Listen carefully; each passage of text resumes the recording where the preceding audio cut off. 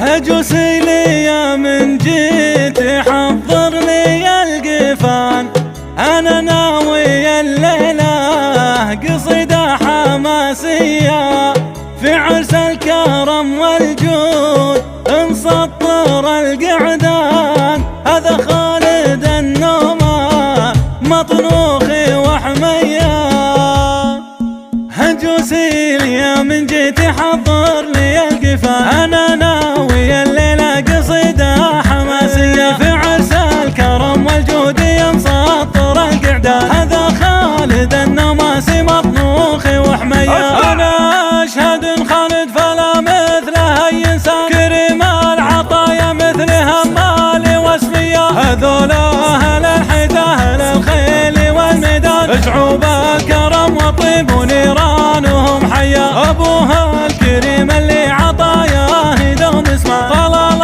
البحران اللي له الطيب ماريا. أمام لهم تاريخ معروف بالأزمان، البحران واحدهم يعادل له سرية. خوال الدراعين اللي تعجب بالأكوان، ومن يزبن بصفهم يا سعدة ويا حيا. يا خالد عسى مبروك يا الغالي يكحلا، عسى ربي يبارك لك يا صافي النية. بنزع بيزبنهم سلاير رفيع الشام، فلا يجيك مكروه ولا تمسك السيا. بنزع بيزبنهم سلاير رفيع الشام، فلا يجيك مكروه ولا تمسك السيا. هجوسي لي من جيت حضر لي القفان، أنا ناوي الليلة قصيدة حماسية في عرس الكرم والجود ينسطر القعدان. هذا خالد النماسي مطنوخي وحمية، أنا أشهد إن خالد فلا مثله أي إنسان، كريم العطايا مثل همالي واسمية. هذولا